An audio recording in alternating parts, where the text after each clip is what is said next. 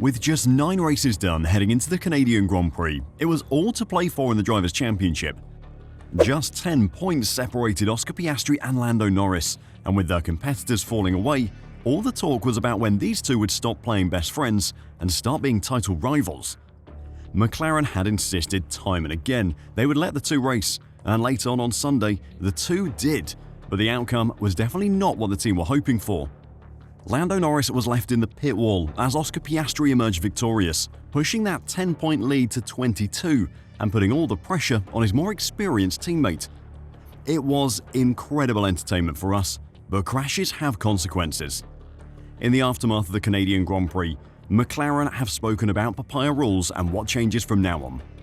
Today, I'll check it out and talk about Toto Wolff's confusing advice for McLaren, so don't go anywhere. McLaren admitted some tough conversations may be needed after Lando Norris drove into teammate Oscar Piastri in the Canadian Grand Prix. There was no way to sugarcoat it for Lando, and he admitted as much himself. The collision between the two was 100% his fault, as he went for a gap that was never there, throwing away 10 Drivers' Championship points. Lando had done so well to get himself into that position as well. After qualifying at the Canadian Grand Prix, things looked pretty bleak for Norris. He only managed 7th fastest in Q3 and was over half a second slower than his teammate. As the season has developed, there have been questions raised about Norris's mentality as a potential champion. The uncertainty over how he would handle a prolonged title battle has been prompted by his own comments about how he handles the pressure. A qualifying crash in Saudi Arabia left him 10th on the grid, while fellow title challengers Max Verstappen and Oscar Piastri started on the front row. After that mistake, he said, "I'm probably putting a bit too much pressure on myself at the minute, not because of any reason, and not because of the championship and all these things. I just put too much pressure on myself because I want to do well, like I want to do so well. I want to be pole, I want to win, I want to be perfect, and I think I need to accept a little bit more that I'm not going to be perfect, and I'm making mistakes because I'm trying to be perfect, rather than the other way around." In Canada, it looked like that hunt for perfection reared its head again. At a track where McLaren simply weren't good enough, Norris tried to compensate for the deficiencies of the car and ended up overdriving it in qualifying. Come race day though, he appeared to have cleared his head after qualifying and was the faster of the two McLaren drivers during the race, though he did start on different tyres to his teammate. It was on lap 66 that Lando caught up to Oscar, setting up an incredible battle into the hairpin before going side by side down the back straight. Then, on the pit straight, with a little toe, it looked like it was going to be move done for Lando into turn 1. But inexplicably, he tried to make a move down Piastri's left into a gap that was never there. Oscar was covering the inside, trying to make it hard for Lando, and in a moment of madness, Norris seemed to decide that there was room there for his car. He quickly discovered just how little space there was though, as he drove into Oscar's rear left, sending himself careening into the pit wall and ending his race. Up until that point, the two McLaren drivers had existed in an almost unbelievable harmony. History says that when teammates are title rivals, they always end up falling out. Hamilton and Verstappen's dominance over the past decade makes it easy to forget, but in 2016 there was Hamilton and Rosberg, and before them it was Vettel and Webber, and then there was Hamilton and Alonso, and the further back you go, the more examples you find of teammates creating incredible title fights. In Canada, we saw the first signs that the McLaren pair could be the next to go down in history. However, McLaren don't want to see their two drivers taking each other out and plan to implement measures to ensure it doesn't happen again. But team principal Andrea Stella asserted that those measures won't extend to restricting the drivers from racing. "Being free to race and being clear as to how we go racing is a value of racing," Stella said after the Canadian Grand Prix. "It's a value of racing that we want to try and exercise respect as much as we can, rather than every time that we have proximity between the two cars, then having control from the pit wall.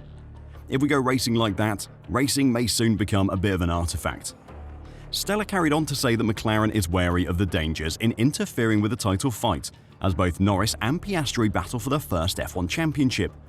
"We want to give Lando and Oscar opportunities to race and opportunities to be, at the end of the season, in the position that they deserve to be in based on their merit, based on their performance, based on the racing qualities that they have expressed throughout the season. Rather than being at the end of the season and realizing that the points have been controlled more by the team rather than the quality of their driving. Letting the two continue to race, despite the first contact between them, is a blessing for every F1 fan. It's a luxurious decision that McLaren can only make because there is no competition for them in the Constructors' Championship.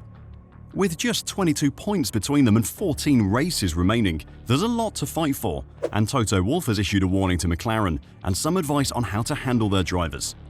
But before I talk about that, if you're enjoying the video and want to catch all the news and analysis from this F1 season, then make sure to give this video a like and subscribe to F1 Reverse. Thanks a lot.